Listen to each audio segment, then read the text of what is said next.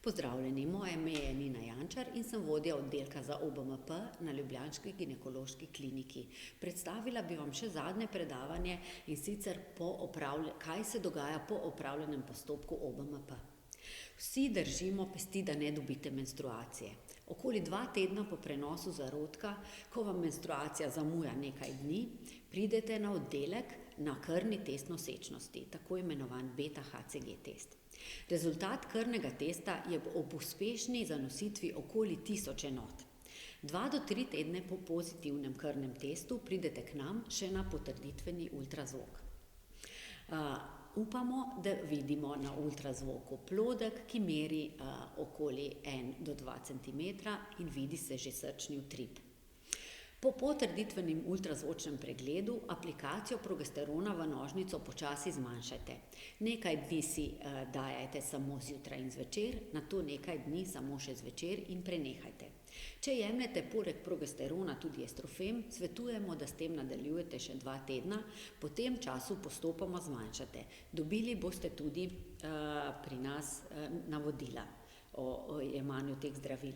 Na kontrolo pri izbranem ginekologu se naročite 2 do 3 tedne po potrditvenem ultrazvoku.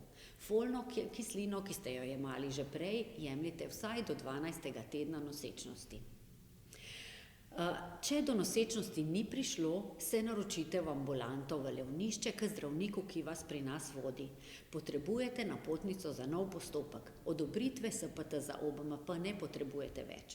Vkolikor je od oddaje krvi za spolno prenosljive okužbe poteklo več kot 12 mesecev, potrebujeta oba s partnerjem nove naročilnice za preiskave krvi, torej potrebujeta oba tudi veljavne napotnice za Levnišče. Svetujemo, da sta med dvema postopkoma spodbujanja jajčnikov 2 menstrualni krvavitvi.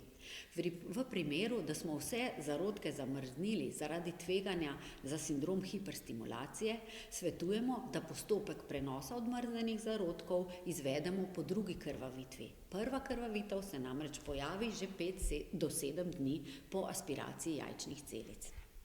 Če imate zamrznjene zarodke, se naročite v ambulanto Levnišča za telefonski posvet, ponovno pri zdravniku, ki vas vodi pri nas. Potrebujete napotnico za prenos zarodka. Prenos zamrznjenih zarodkov je lahko v naravnem ciklusu pri ženskah, ki imajo redne menstrualne cikluse. V ciklusu spodbujanjem ovulacije z zdravili ali z injekcijami pri tistih, ki imajo motnje ovulacije. In pa v ciklusu s pripravo samomaternične sluznice z estrogeni, to je pri ženskah, ki imajo kakorkoli drugače težave z svojimi rednimi ciklusi. Ultrazvočne kontrole in urinski test za določanje vrha LH izvajamo običajno od 10. ali 12. dne ciklusa dalje, vsakodnevno ali vsake 2 dni. Pregledi so običajno v prvem nadstropju, razen med vikendi in prazniki, ko so tudi ti pregledi v pritličju. Uspešnost postopkov je najbolj odvisna od starosti ženske. Pri starih manj kot 35 let so postopki uspešni do 40% na prenos zarodka. Pri starosti več kot 40 let so postopki uspešni le še v manj kot 20%. Tudi če ženske zanosijo, je stopnja spontanih splavov že blizu 50%. Pri starosti več kot 43 let je stopnja zanositve le 1 do 2%. Stopnja splavnosti pa se pri teh starostih bliža že 100%. Skupna stopnja zanositve, ne glede na starost, je torej okoli 33%. Pomeni, da 1/3 žensk zanosi, 2/3 pa žal ne. Ob uporabi vseh 6 postopkov OBMP pa zanosi preko 90% bolnic. Pri postopkih zunajtelesne oploditve imamo tudi nekatere zaplete. Zapleti ob uporabi hormonskih zdravil so lokalne kožne reakcije, glavobol, slabost, utrujenost, vznemirjenost in napetost trebuha. Ob aspiraciji jajčnih celic se lahko pojavi manjša krvavitev, ki sama preneha, lahko je krvavitev tudi večja, lahko pride do okužbe ali pa do bolečin v nožnici ali trebuhu. Taka huda krvavitev ali okužba, da je potrebno operativno zdravljenje, se zgodi približno 1 na 1000 postopkov, torej redko. En izmed pogostih zapletov je pa sindrom hiperstimulacije jajčnikov. Ta se zgodi pri ženskah, ki imajo zelo dobro zalogo jajčnikov, pri mladih, suhih ženskah. Gre za povečane jajčnike, za napet in povečan trebuh, slabost, bruhanje, manjše odvajanje vode in pa nabiranje tekočine v ostalih telesnih votlinah. Pri tem je dostikrat potrebna hospitalizacija. Znamo pa to dobro preprečevati, in sicer z uporabo posebnih zdravil za zorenje jajčnih celic pri kratkem protokolu, in pa če vidimo, da res grozi ta sindrom hiperstimulacije, kadar pridobimo več kot 20 jajčnih celic, se odločimo, da zamrznemo vse zarodke.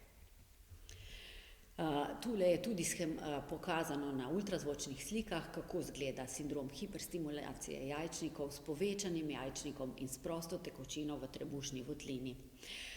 Seveda je pa zelo resen zaplet tudi večplodna nosečnost, ko se kljub prenosu 2 zarodkov razvijejo 3 zarodki in gre za nosečnost s trojčki, ki je za ljudi lahko tvegana. Zato prenašamo večinoma, kot sem rekla, po en zarodek. Tule bi vam pa še predstavila darovanje spolnih celic, namreč pri nekaterih parih gre za pomanjkanje bodisi moških, bodisi ženskih spolnih celic. Zato potrebujemo darovalce. Potrebujemo darovalce, in sicer moške stare od 18 do 55 let, ter pa ženske stare od 18 do 35 let. Darovalcev semena imamo nekaj v Sloveniji, vendar jih imamo komaj zadosti, da podkrijemo svoje potrebe.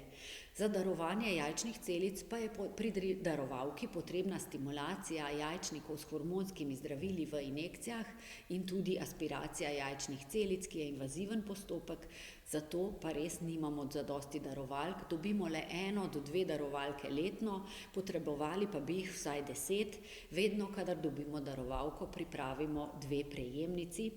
Tule imate tudi zapisano internetno stran in pa telefonsko številko, kje se lahko prijavite morebitni darovalci ali darovalke.